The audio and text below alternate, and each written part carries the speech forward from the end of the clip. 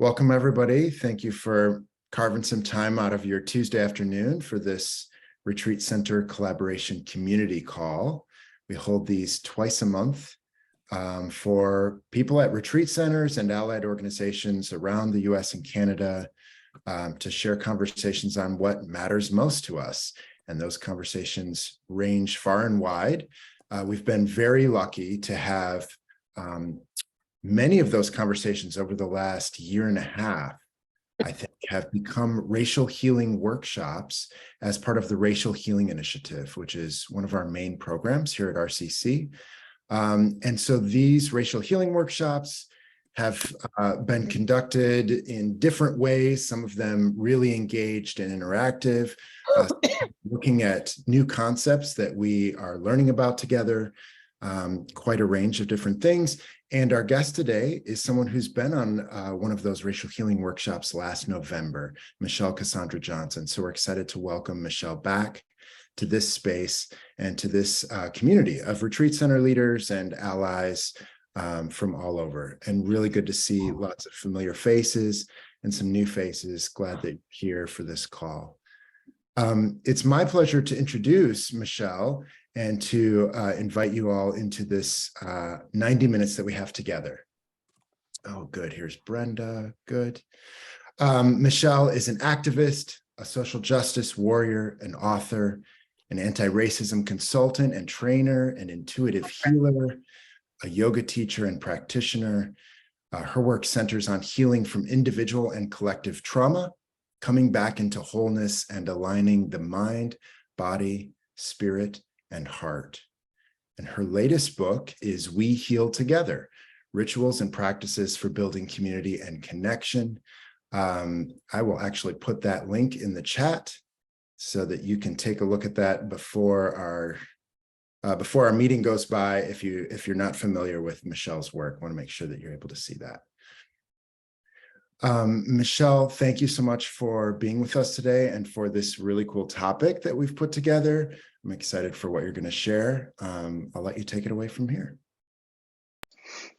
Thank you, Ben, for the sweet introduction. Thank you, Aaron, for the support, and Brenda for reaching out to me and inviting me into a conversation with Ben and Aaron and yourself about what I might offer in this space. I'm excited to be here with you all.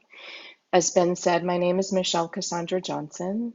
My pronouns are she and her, and I live on the ancestral land of the Catawba, the Cherokee, the Tutelo, the Saponi, the Occaneechi, and many other tribes in Winston-Salem, North Carolina.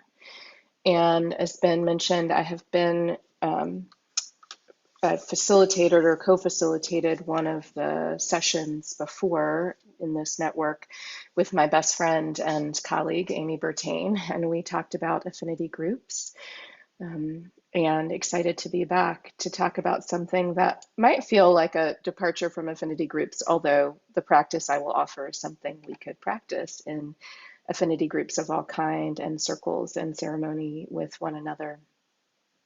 As I was meeting with Brenda and Ben and Aaron, we were talking about We Heal Together, my latest book, and what I might offer. And from what they shared, what came through is this practice of dreaming. And there's an entire chapter in We Heal Together about dream work, which I'll talk a little bit about.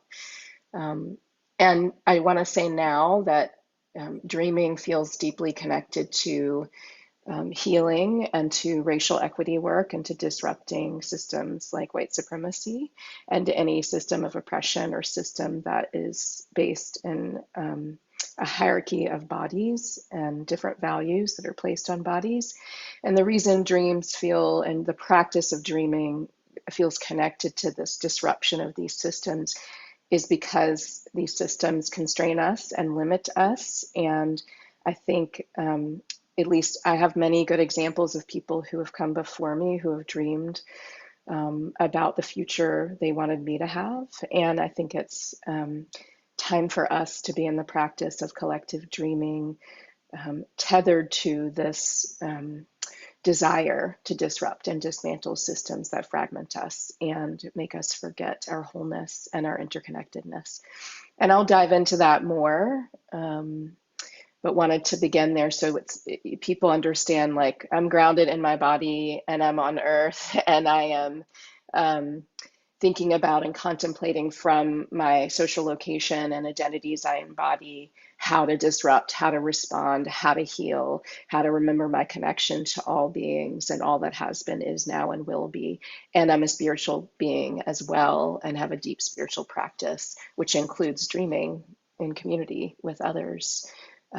So we can vision without the constraints of systems of oppression. So I just wanted to ground in that. I'm not talking about dreaming in some esoteric or like abstract way, although it is a liminal space, I will say that. And the way we'll work with it is, how do we bring that, what comes through in the liminal space, into our waking life, and how do we connect it to the action we want to take based on our social location, and the action we want to take to disrupt what's in the way of us remembering our wholeness. So I wanted to begin there. I do want to take a moment to invite us to center and settle in our bodies, and I'll guide us through a short centering, and then I'm going to invite you to, in chat, respond to a prompt, and then I'll invite you to contemplate some about your relationship with dreaming and how you think about it. And we'll share from that. And I will lead, it's probably going to be a 15 to 20 minute collective dreaming practice from We Heal Together. I've adapted it some for us today, but it's a practice that's in We Heal Together.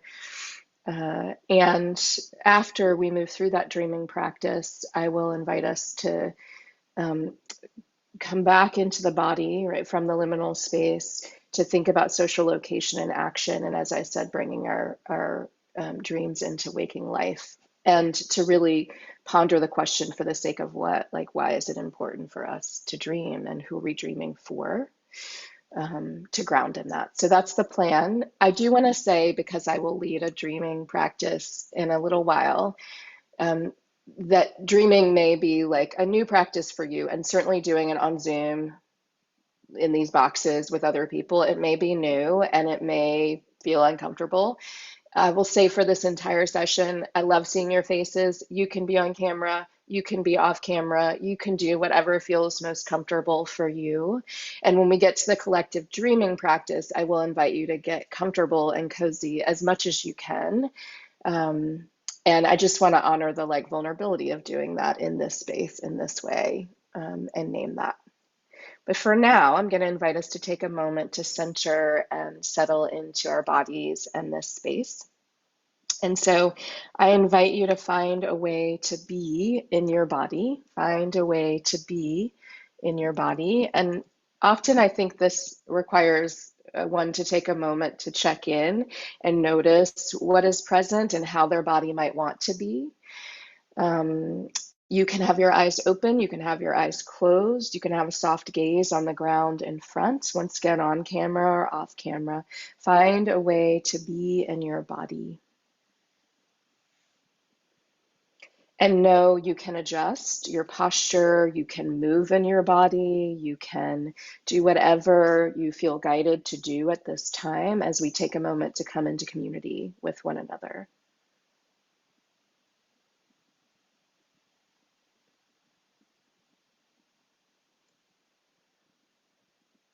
Allow your hands to rest wherever feels most comfortable.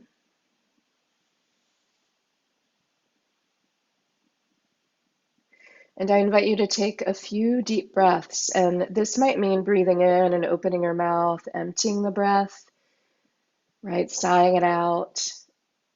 It might mean breathing in some other way.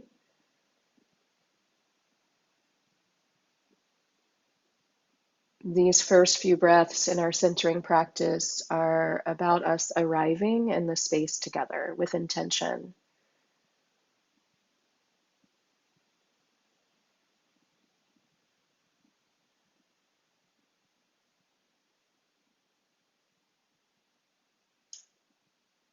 And after a few breaths, you might begin to settle into your body a bit more. And you might invite your breath to deepen and lengthen.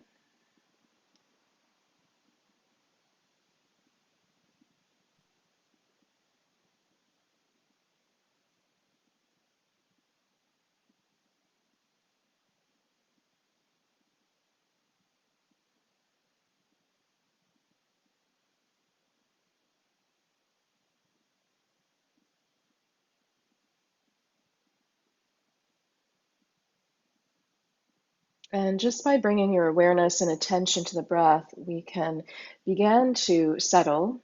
We can begin to attune to one another. We can begin to connect more deeply to what is present.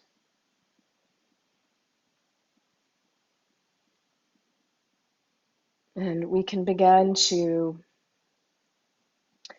contemplate how we work in this more liminal space or expansive space where we can breathe deeply and not experience as many constraints, and where we can experience the breath as generative, as life-giving, as soul-nourishing. So I invite you to deepen and lengthen your breath and to really connect with the expansion as you inhale and the shape change in your body as you inhale, and the deepening and settling and moving into center as you exhale.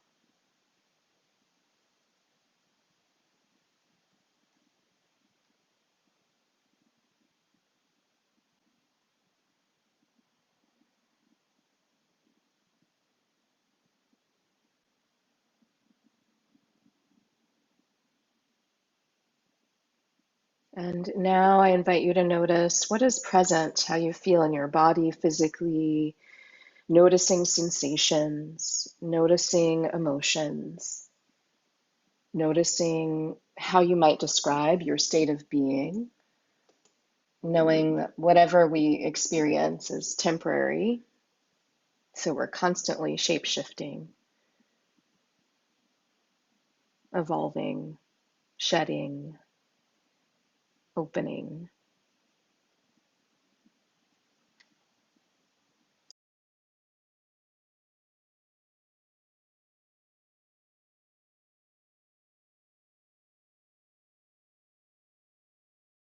And I invite you to take a few more deep breaths here, a few more moments to settle.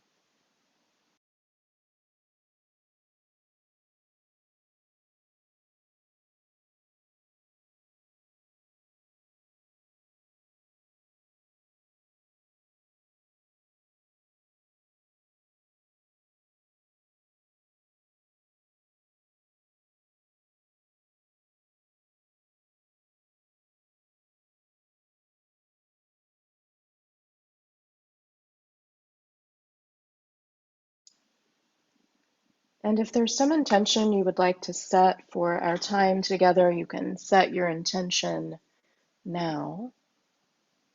Maybe it's to continue to breathe, to center, to settle, to arrive.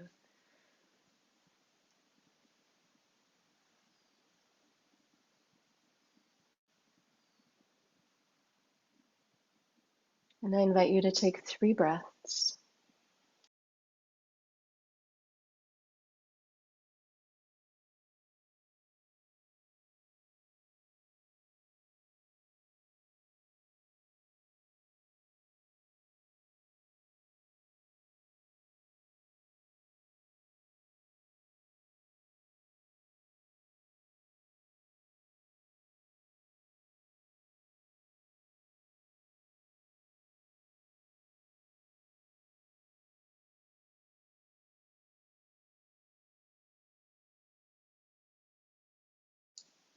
And then as you feel ready, I invite you to gently return to your space. If your eyes are closed, you can blink them open, taking a moment to reorient and reconnect.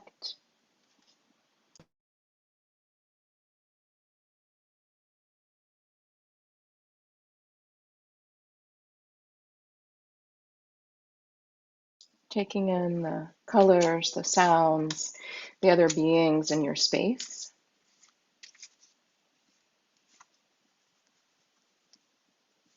And taking in the beings here, their names, faces, the community you're in right now.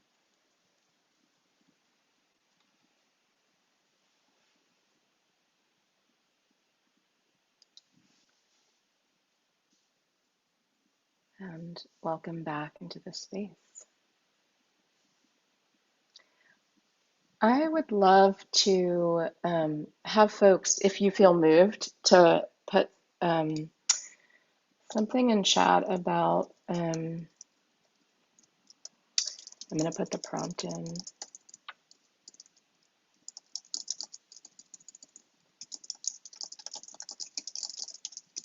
And a feeling. I would love for you, and this is not a requirement, just inviting you to call yourself in a way.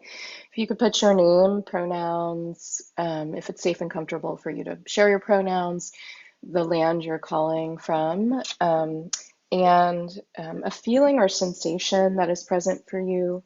This is a way of just locating ourselves. And I'd love to know who I'm sharing space with today. So again, name, pronouns, where you're calling in from, and a feeling or sensation that's present. I'll give you a minute to put that in chat if you would like to call yourself in this way.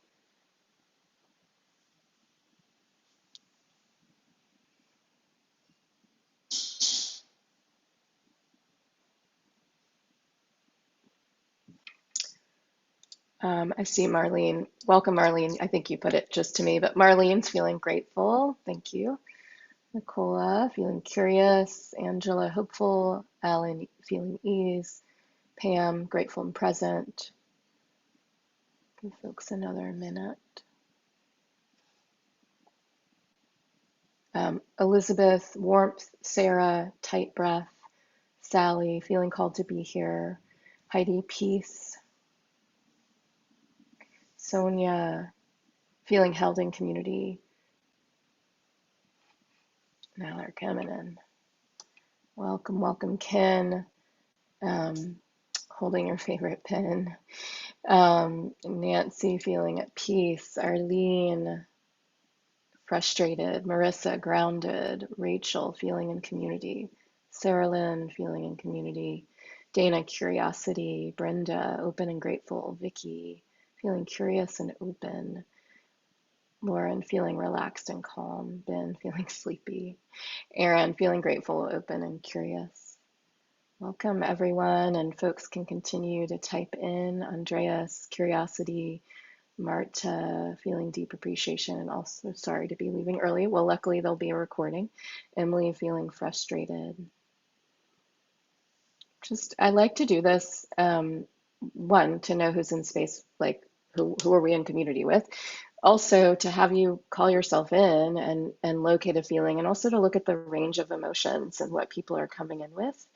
And there's an invitation for this space to hold them all, right? For you to bring your whole self in, whether you're feeling frustrated or open and curious or having trouble, that tight breath or really deep breath or sleepy or very awake, just inviting us to be with it all. Toby, curious and engaged. Bill, Soren, anticipating. Bill, I am from Richmond, Virginia. So shout out to Richmond.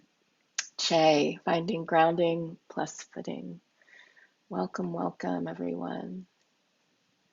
All right, so I'm going to share my screen because I want to share this quote with you and then invite you to journal, but I will move this up here. So this is actually a quote my friend Stephanie Ghostin Paul shared with me many years ago.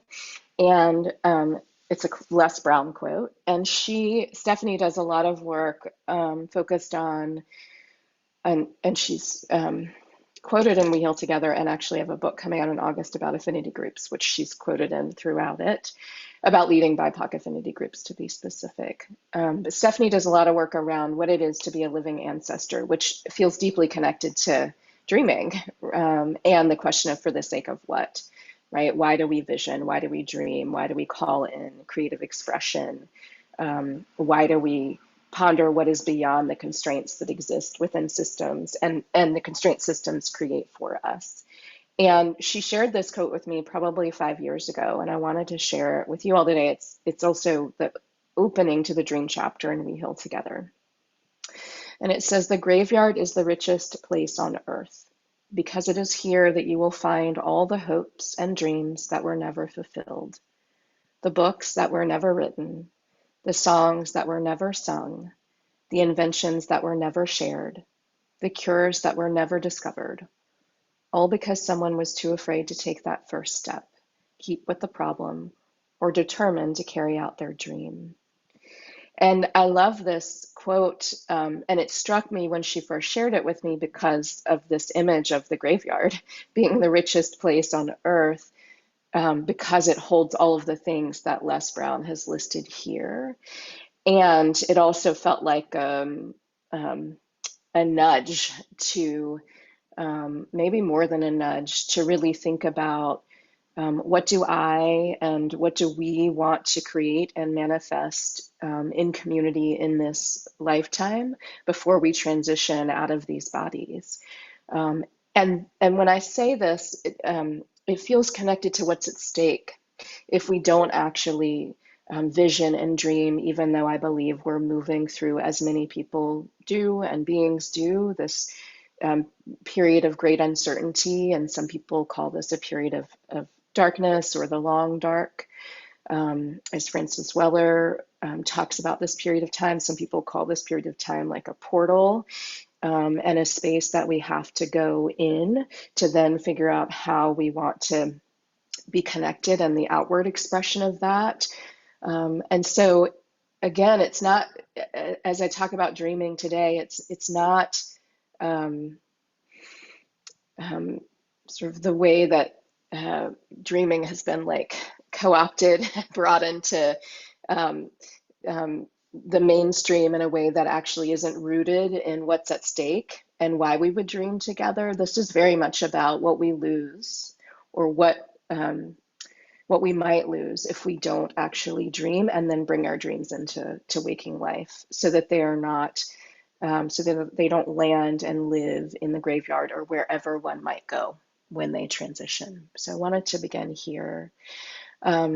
And I want to, in a moment, I want to invite you to journal, and think about your relationship with dreaming. I want to just share a tiny bit about dreaming and the particular chapter in We Heal Together called Dream Work. It is a chapter that, and actually the entire We Heal Together and the way I'm even talking about dreaming, is inspired by many people, but in particular my grandmother Dorothy. And there is a chapter about her, and she came to me in a dream. I've had a dreaming practice and dream journals for many, many years. I have a ton of dream journals on my bookshelf.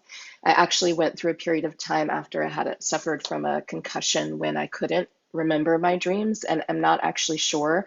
I was going into REM sleep, which is what we need to go into to be able to dream and then recall our dreams during sleep time, or slumber. And so I went through this period where there was like, I felt like I would go to sleep, there would be a black void, I don't know where I went, and I would be surprised when I woke up. And I started working with mugwort, and started to dream, and then filled up dream journals and received messages in dreams. And in the particular message or dream that I reference in We Heal Together is about my grandmother saying to me without words, "You need to make an offering to," there's a tree in the backyard that feels connected to her. And she was really calling me into thinking about reciprocity, and she was calling me into thinking about ancestors, and she was calling me into a bigger dreaming practice for our collective healing and well-being.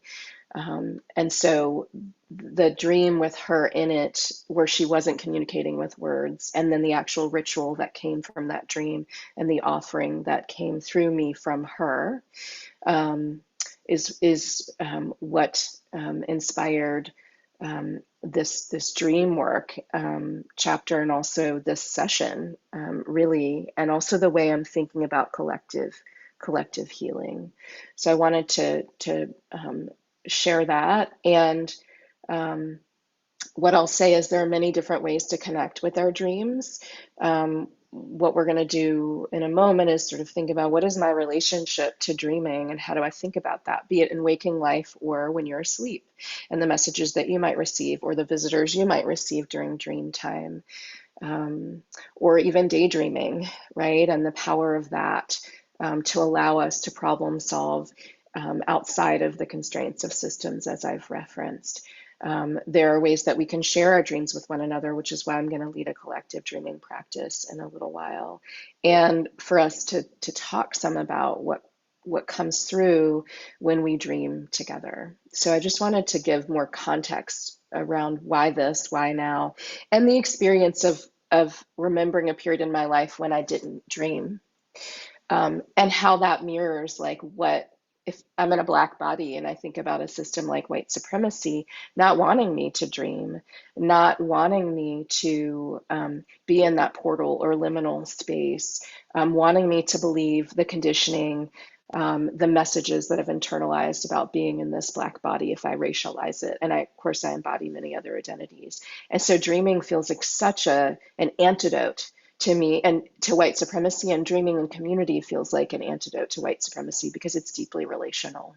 It's about relationship to self and relationship as connected to others. As we enter this space from different backgrounds and with different lived experiences, and with different ways that we need to do our work to remove what is in the way of us all being free, is what I'll say. So I want to invite you to ponder these questions. You can sit with them, you can journal about them. I'm just going to give you a few minutes. And then I want to actually invite you into, I think, dyads. And so Ben or Aaron, I would love it, unless I can set it up, which I may be able to, for y'all to set up dyads. And the two questions are, what kind of relationship do you have with your dreams? So maybe this is the first time you've ever thought about it, but I'm going to invite you to be with the question. And why might it be useful for us to dream together at this time? I've shared a little bit about why I think this is important. I'm going to invite you to contemplate why it's important.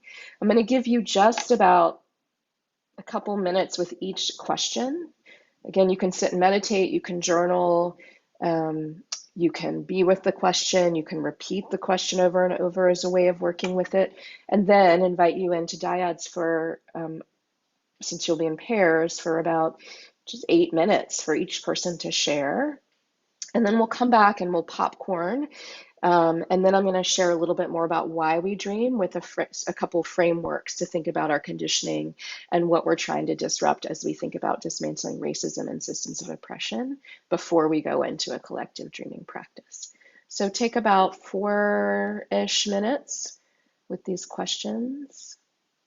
And if there are questions for me, you can totally, about these, you can unmute and let me know. I'll give you a few minutes to be with these questions.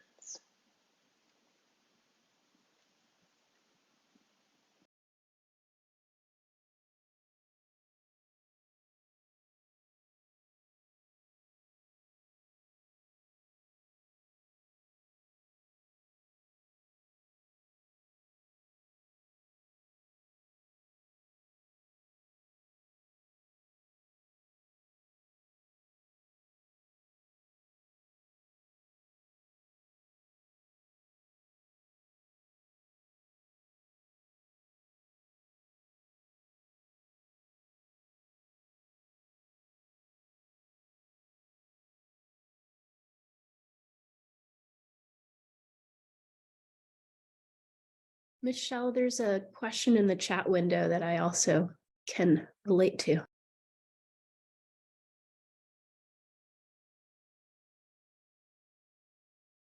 Yeah, thank you. The chat wasn't open. You can think about dreaming however you would like. So you can think about it in the way, I've spoken about it in both ways. You can think about it related to Dr. King, or who may have inspired you, right? Or yes, other ancestors, mentors, teachers, spiritual teachers, guides who ask us to dream bigger than what's happening and to dream outside of the conditions that are in place. Or you can think about very specifically when you go to sleep and dreaming that happens. Thank you for your question, Ken. Both are relevant. And certainly I'm really thinking about the dreaming that for you said Dr. King led us to aspire to, and others. I'm thinking about it broadly. And I'll share, there's something I'll share a little bit later about actually what can happen during REM sleep and dream time specifically. So we can bring it into waking life. Thanks, Ken. So I'm going to give you 2 more minutes to be with these questions.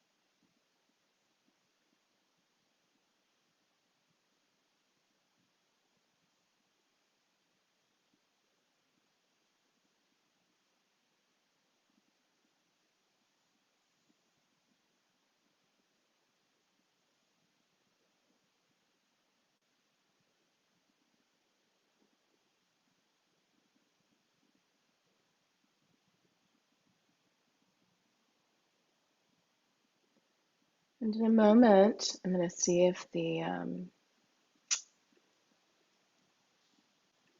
I will set up the rooms. I've got some pairs set up. You do great. It's showing me something completely different. That's awesome. Thank you. I will Yeah. not do that. Um, thank you for doing that. We just had Nancy join us too, Ben. I will find Nancy a spot to jump in on this. Yeah. How many minutes were you thinking, Michelle? 8 minutes. So I think most of them will be dyads, but if there is a group of 3, each person will have, 2.5 minutes to share whatever they want to share. But 8 minutes is what I'm thinking. And then someone had a question about what I meant about popcorn. So you're going to go into a dyad or small group now. I'm going to invite you to share anything that came up, a curiosity, a question, like, I don't even understand this. Whatever you want to share as you sat with these questions, whatever came through. And then we're going to come back and I'm going to invite a few people to speak into this space about what perhaps came through, a theme that may have emerged in your dyad or a question that may have surfaced in your dyad before I ground us in a couple of frameworks. So that's what I meant by popcorn, and thanks for the question. All right, so I think you can open the rooms. Of course, if you're like, I don't want to talk to anybody about this and I want to journal, I imagine that's fine and we'll just have to reconfigure some things. But I want to invite you to connect. That's really the purpose of this dyad, and to listen and witness and share. So Ben, when you're ready to open them, you can open them. I'm almost there. One more adjustment. Oh, so many rooms.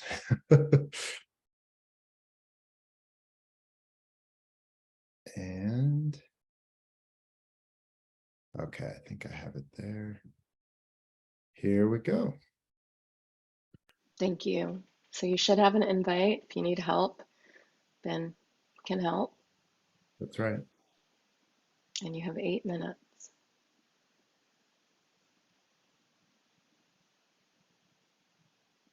And the Southern Dharma team is probably all together.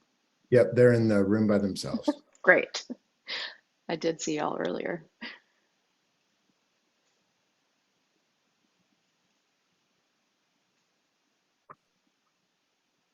I'll pause here, the recording, if that's okay. That makes sense to me. You were in mid-sentence. and sharing. I would love to hear from maybe like 3 people.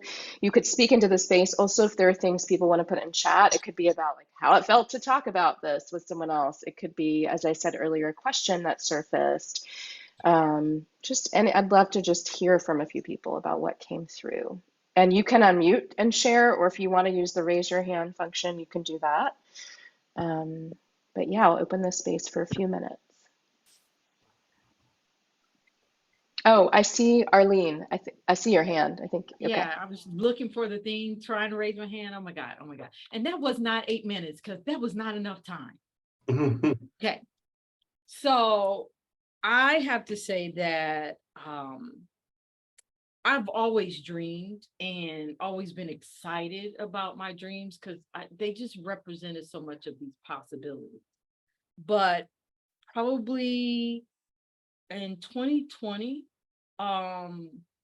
when I attended a retreat at Commonweal, I spent the first day of that retreat saying, but I've had this conversation with you. I've been here with you. Why? I already know you. Like, I just was like, and then it was like, no, Arlene, you dreamed about this years ago.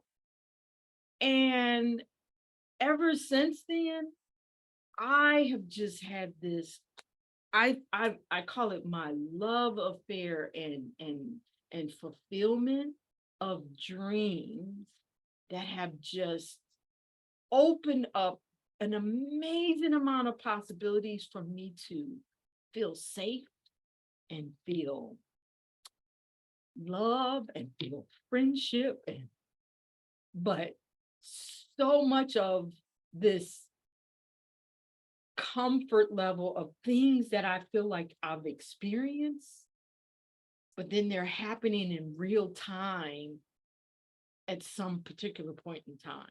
Like I just a multitude of conversation places that I've dreamed about.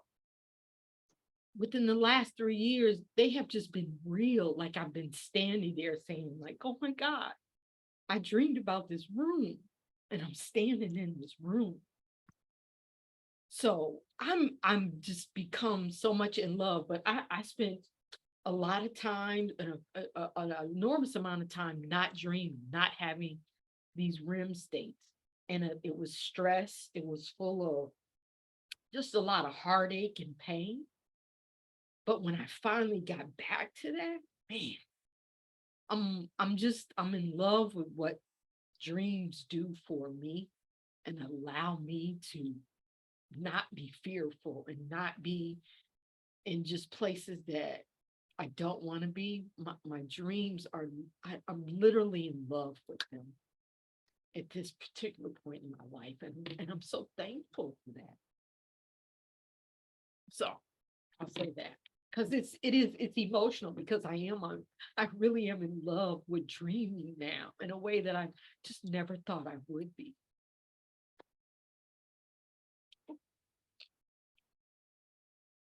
Mm-hmm. Thank you, Arlene, for being here and for sharing and what you said about being in love with your dreams and the journey to like get there, and how much over the last 3 years, which I find not surprising and also interesting, your dreams are coming to fruition, right? They're manifesting in this realm, right? And the bridge between the realms too. So just want to uplift that. And while I heard you talk about dream and the REM state, I'm thinking about the question that came up, the like aspirational dreams and then the actual dreams that we have, or where there may have been barriers for us to get to that REM state to problem solve or come up with divine solutions. I hear you talking about both, and I feel you talking about both, that like dreams during sleep time, dreams in your waking life, right?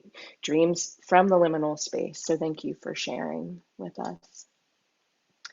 I see Sonia put in chat, I don't feel like I was ever taught to dream in a practical way. I'm eager to learn more about what collective dreaming practices look like. We're going to move through one, and more about the specific Toltec teachings that have inspired Brenda in this area, which that came up. We didn't talk about it much, but in our planning call, because dreaming emerged. Brenda spoke some about that. So we're talking about dreaming now, but the practice of dreaming and actually communal dreaming in community with others, or entering dream temples, or dreaming as a portal to then bring things into this earthly realm, or to be in this transitory state between realms. Very old, ancient practice in many traditions, which I share some about in We Heal Together, and can share some about when we prepare to move through a short collective dreaming practice.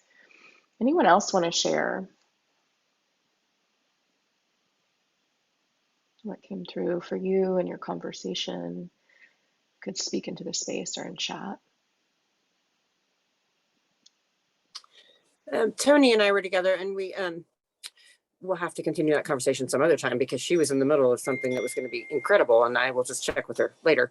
But I think both of us talked about this notion of dreaming together, that we both hit on this expansive, like how lovely it would be to have that expansiveness, that limitlessness.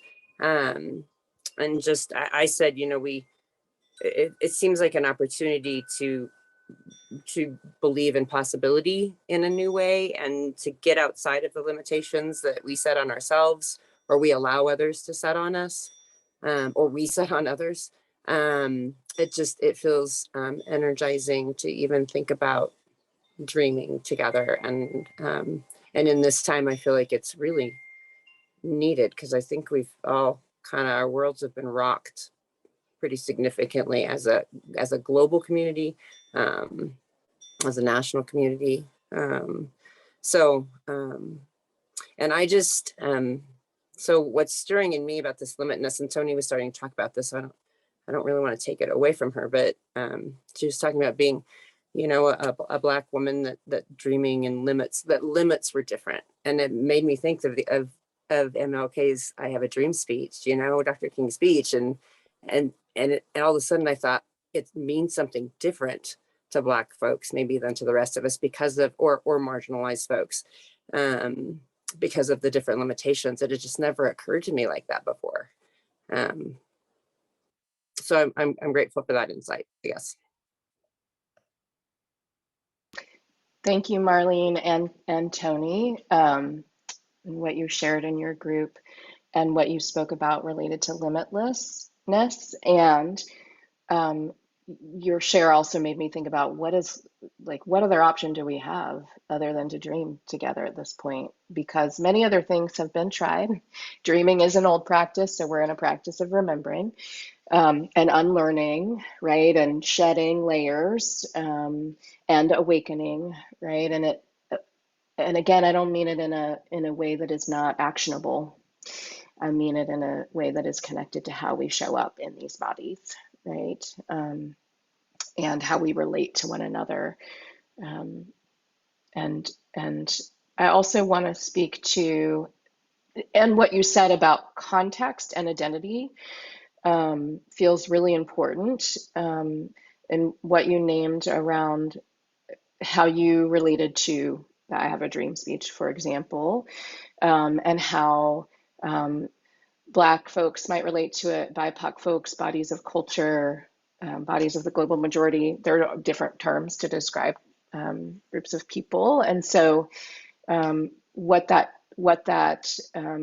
speech and the essence of it may have meant, and how it landed based on the context and what one was experiencing in a Black body at that time.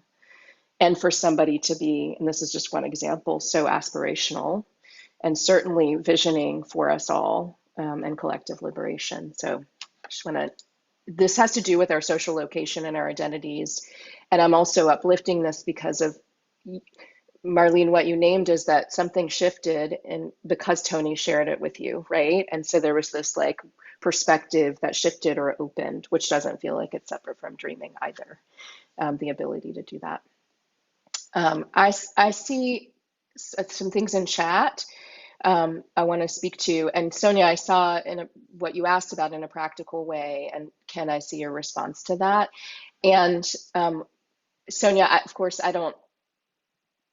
we haven't talked, so I am not, I would probably need more context, but what I want to say is that the way that dreaming practices have been co-opted, and those more proximal to power who have co-opted dream practices and extracted them,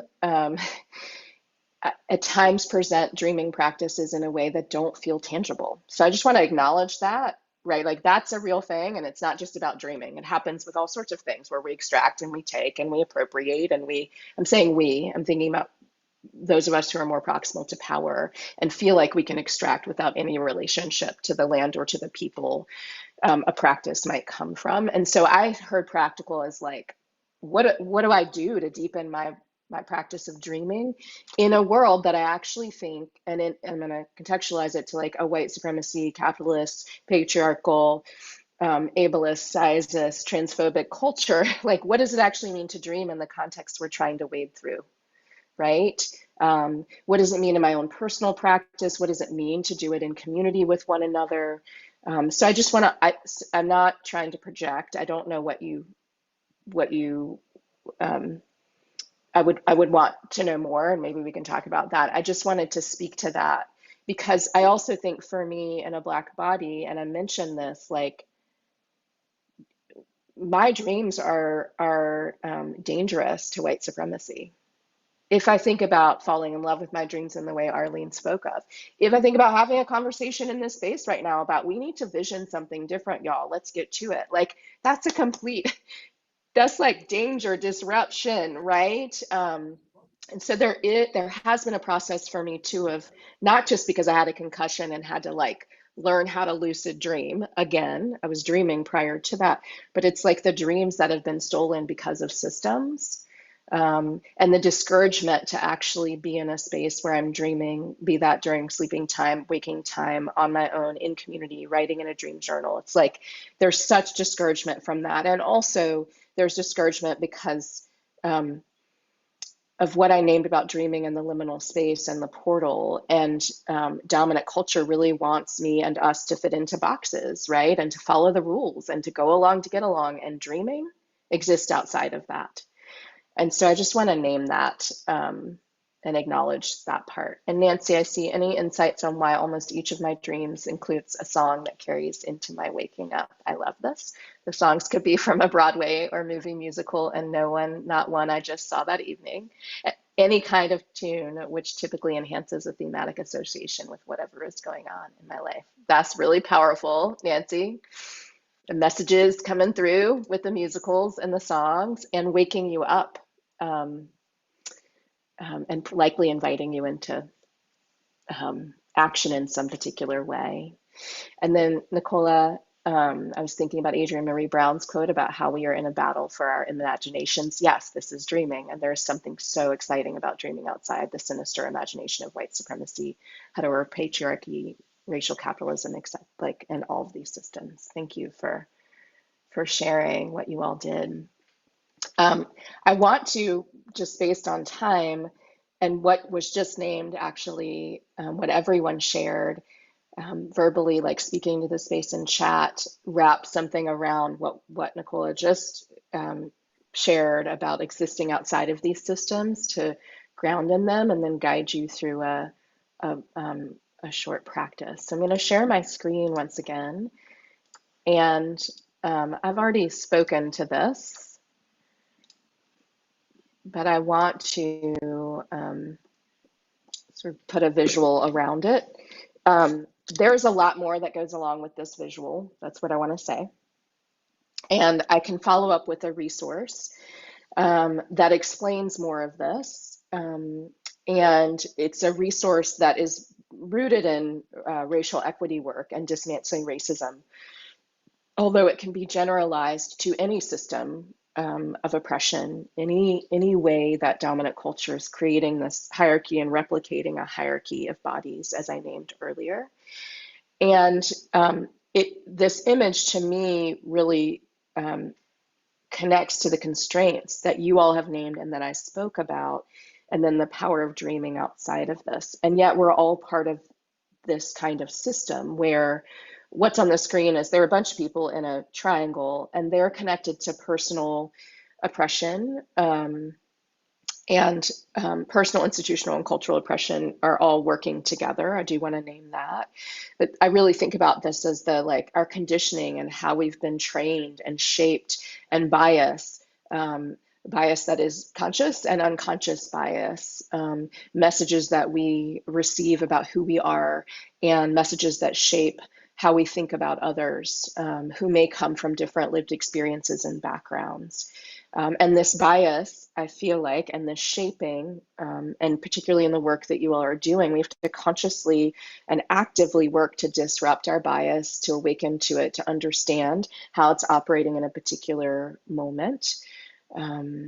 And we are, and the shaping that I'm talking about related to bias feels like one of the constraints that can get in the way if we're not conscious and awake or practicing.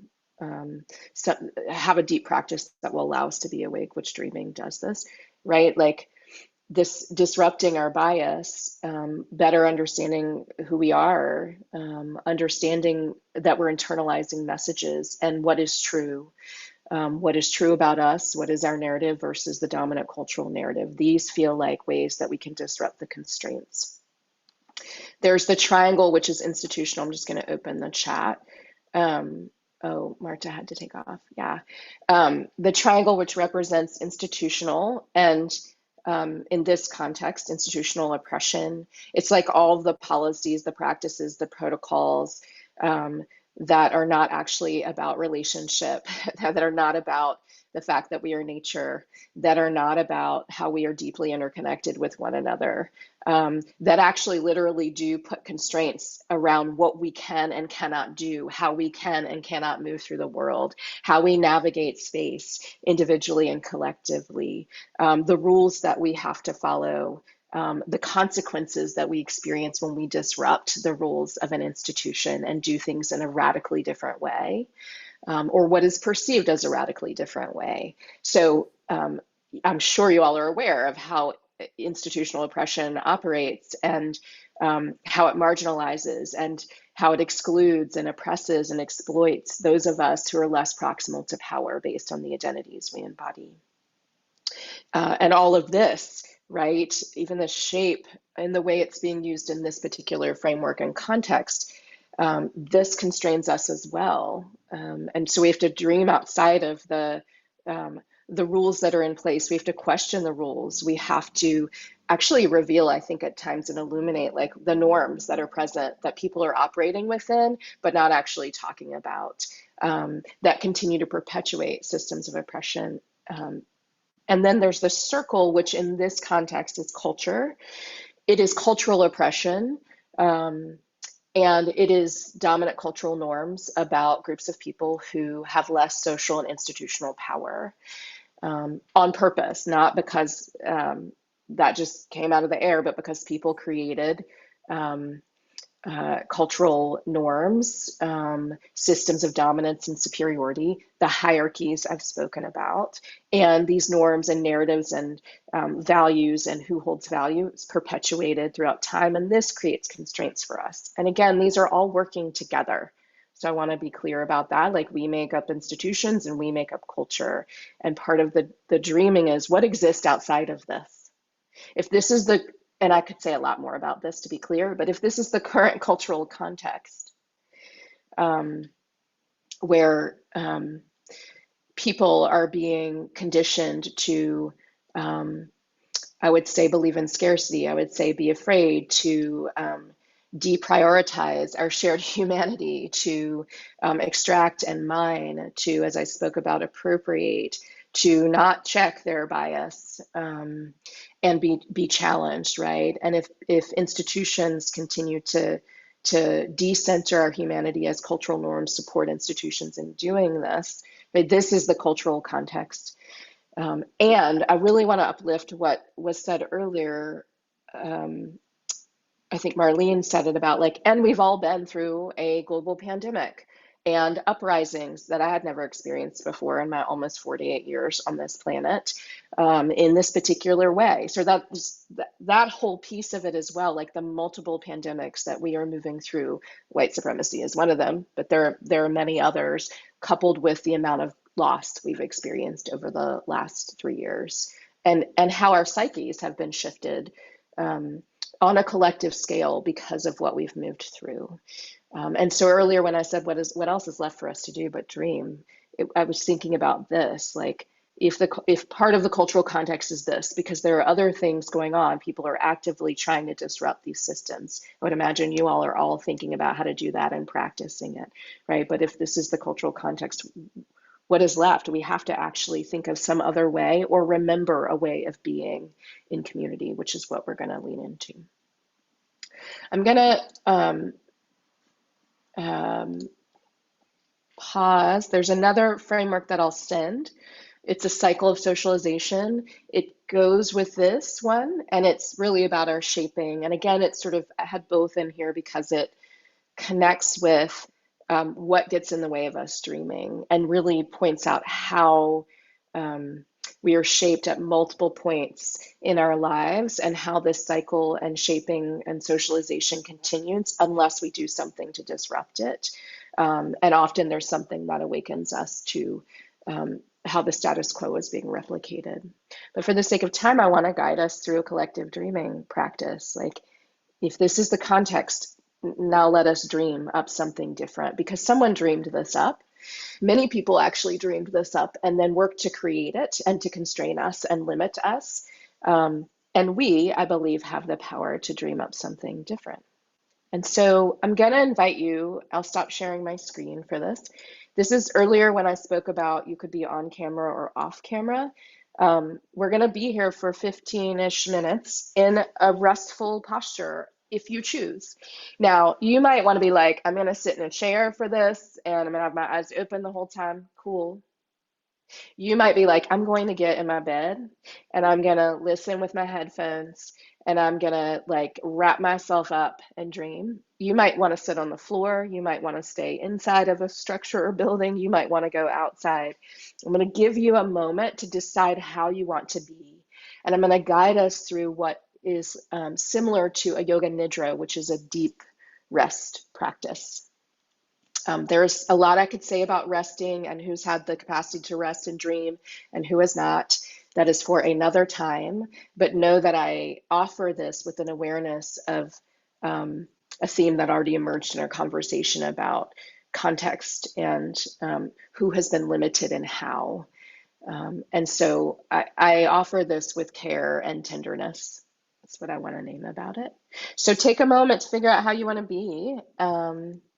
And this will begin with an invitation to settle into your body, to breathe, similar to the way I invited you to breathe at the beginning of this. You will also set what is called a sankalpa, which is an intention. And then I'll guide you to bring attention to different parts of the body. And this will feel similar to Yoga Nidra if you've practiced it before, this attention on different parts of the body in the Sankalpa. And then I'll be calling in different images into the space. And you can see what comes through. And finally, I will invite benevolent beings to come into your dream space with you, to share some wisdom with you about what we need now as we dream up a different and actually maybe a very old way of being that is based in our interconnectedness. So find a way to be. The eyes can be open, they can be closed. You can have a soft gaze on the ground in front.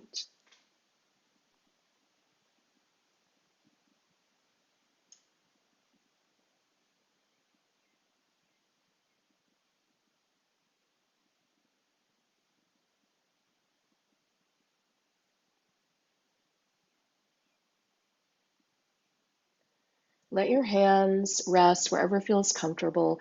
Often Yoga Nidra is actually practiced with one on their back, lying on their back, and their hands and arms extended out, sort of like a shavasana in yoga. But you might be oriented in some other way. So allow your hands to rest wherever feels most comfortable.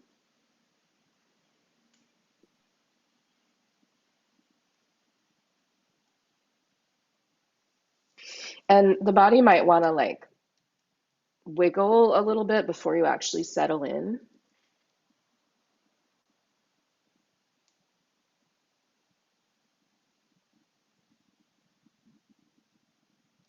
And I invite you once again to bring your awareness and attention to your breath.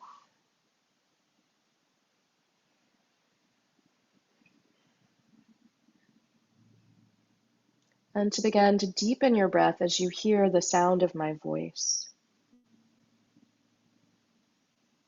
As your ears receive the sound of my voice, begin to settle into your space, into the body, and feel the support of the ground or your chair, whatever might be holding you right now, supporting you.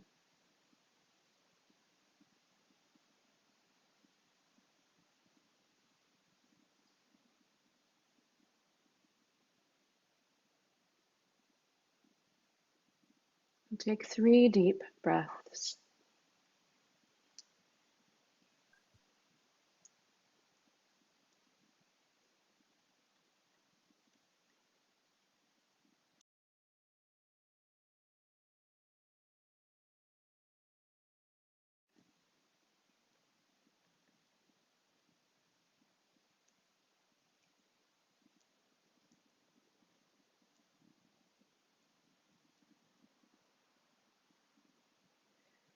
And I invite you now to set what is called a sankalpa. It is an intention in the present tense.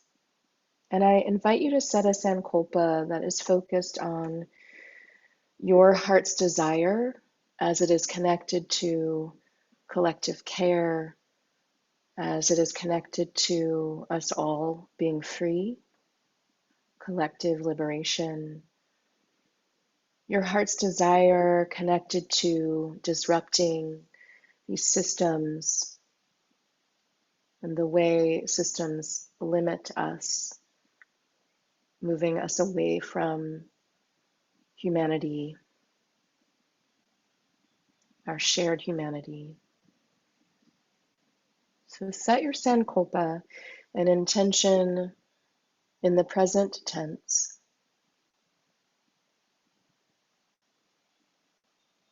And once you have it, you can repeat it to yourself 3 times.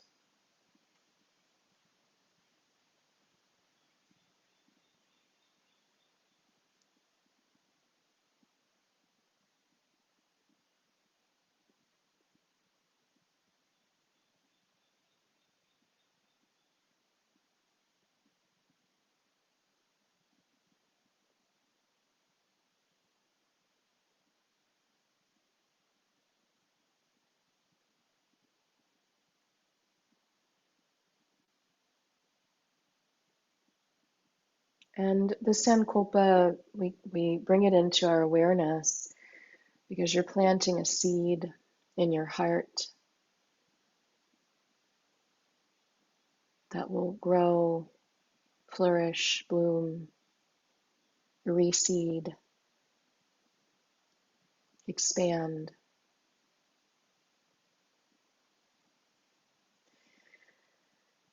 And now I'm going to invite you to bring awareness to different parts of the body. This is just to settle different parts of the body.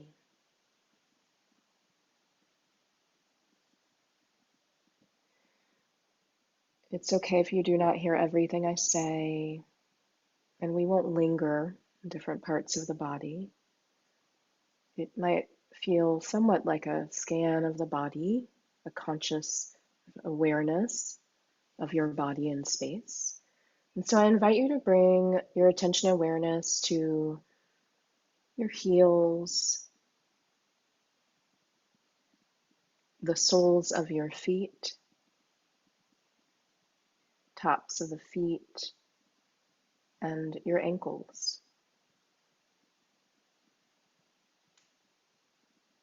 I invite you to bring awareness to your shins and your calves,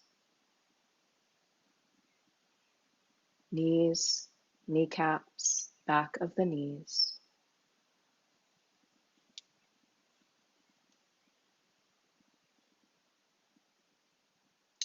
Your hamstrings, the back of the legs, your thighs, your hips, buttocks, and pelvis.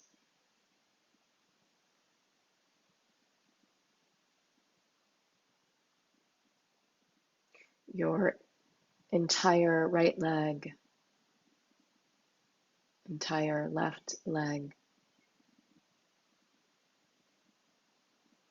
your low belly and low back,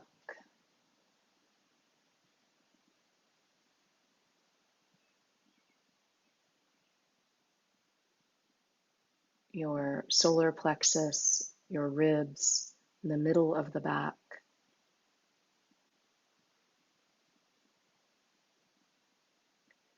your chest and shoulders, collarbones, the upper back, your upper arms, elbows, forearms, wrists, hands and fingers, right arm, left arm, the back of your neck and your throat, the back of your head, the crown of your head, your forehead, your eyes, nostrils, cheeks, mouth, lips, ears, chin. Feel your entire back body now, the entire front body, the sides of the body, and allow your body now to become heavier and heavier, supported by the chair, the earth, the layers of the earth, the depth, what is at the core of the earth.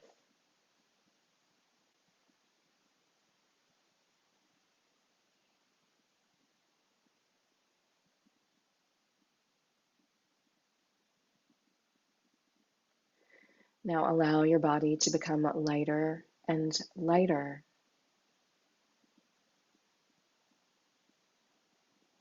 You might imagine the process of ascension, of rising,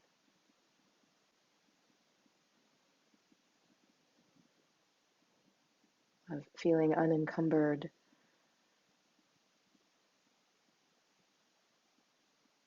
You might release the heaviness that can reside in the bones, their bodies, body becoming lighter and lighter.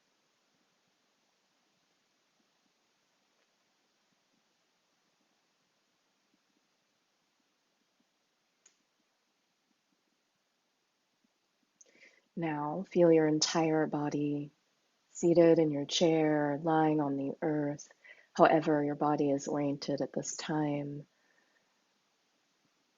The entire body.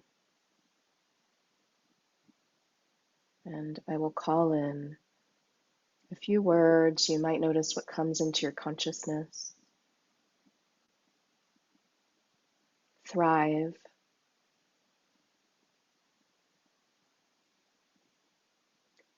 healing,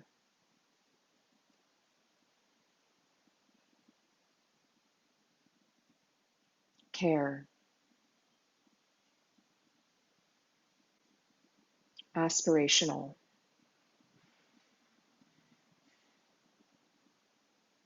sunrise,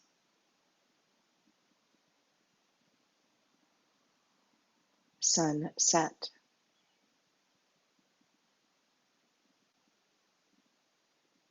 Collective.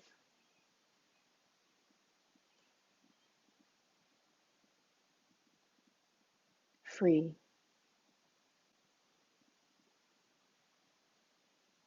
Liberated. Soul. Dream. Community. Intention. Action. Vision. Dream. Community. Together. Dream. Community. Rainbow. Ocean. Expanse. Oak tree. Earthworm. Honeybee. Dream. Ancestors.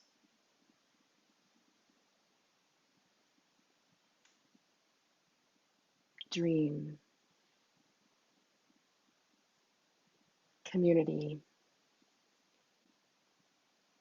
Creative expression. Connection. Vision. Breathe.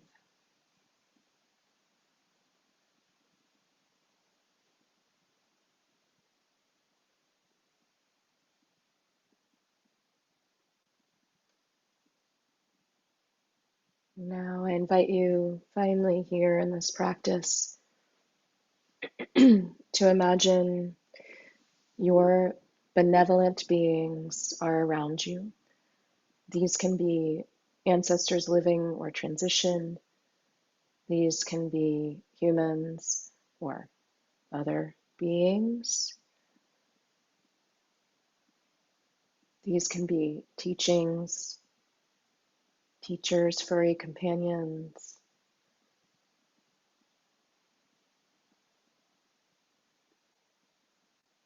Bring them into your awareness. Imagine they are with you and us.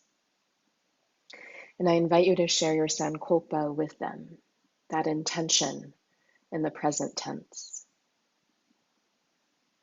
You might speak it to them. You might sing it to them.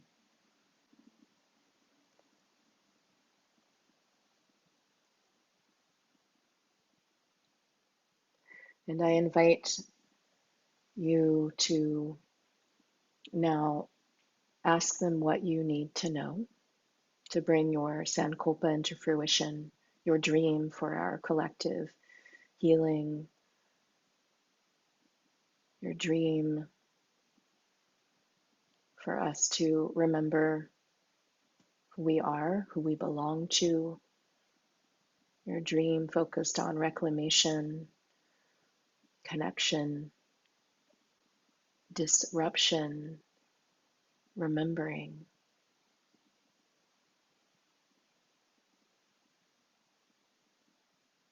And as you commune with your benevolent beings, sharing your sankalpa, your dreams, they will give you an object in addition to the wisdom you need to know at this time. They will share an object with you that is representative of this wisdom. This might be an amethyst, a rose, a poem, a book, a picture. Receive what it is they have to give to you so you can remember your dreams as we dream together in this space. As we amplify every individual's dream because we're dreaming collectively. And we're dreaming from our hearts and what our hearts desire, not based in ego or individualism, but based in truth and connection and liberation.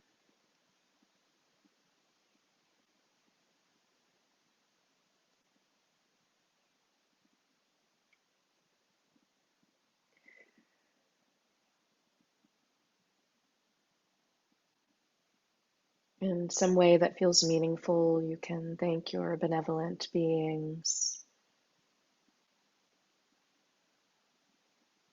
And while I wish we could dream together in this way forever, we're going to begin to return to your space from this liminal space, which is what Yoga Nidra can feel like, doesn't have to, back into the waking hours, our waking lives,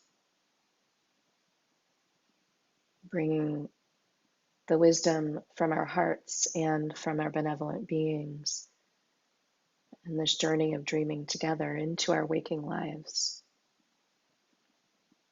You might begin to come back by gently moving your body in some way to reawaken. You might wiggle toes and fingers or gently blink open your eyes, taking in slowly what is present and around you. You might bring the palms together, building some heat between the palms, and then bringing the hands to some part of the body that would like to receive warmth.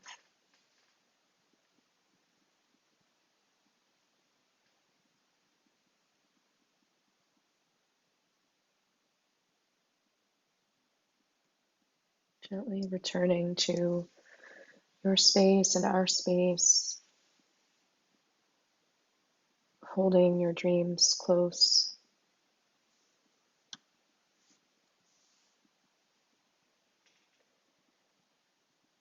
And I want to offer deep gratitude to you all for journeying in this way, for dreaming, for being curious about dreaming.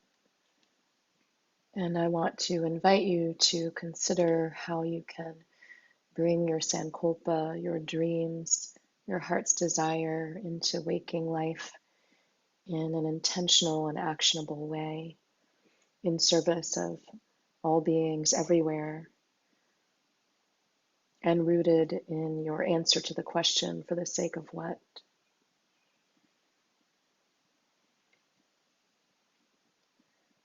Thank you, thank you, thank you for your presence and your practice. Thank you for being here with me today.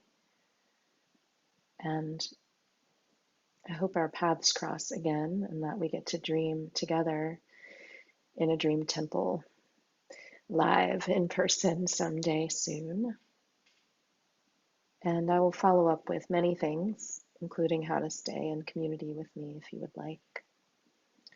Thank you for inviting me to be here, Brenda. Thanks for the support, Brenda, Ben, and Aaron. And thank you all for what you do in the world. Thank you, thank you, thank you. Good to be with you all today. Thank you. Invite folks to come off mute and share your gratitude with Michelle as we close out. I'm grateful that, Michelle, you were here to lead us in this practice. Really powerful. Thanks, everyone. Appreciated the Thank diet you. practice a lot too. The diet practice was really helpful, even though I could have used a couple more minutes, but I know. it's always that way. I wanted to stay forever. I was like, can we just, I love that space. Can we just be here in this way? But I was like, and there's a clock happening on my computer and they're in the middle of their workday, you know? So I wanted to stay too. Well, with limited constraints, you did a wonderful job. Thank you so much. Thank you. Thanks, y'all. You Take for good your care. medicine. Thank you. Thank you. Thank you. Deep bow of gratitude to you all. Blessings to you. Yes, you too. Mhm. Thanks, everyone. Yeah, just echoing the deep gratefulness here too. Thank you, Michelle. Thanks, Erin. Mhm.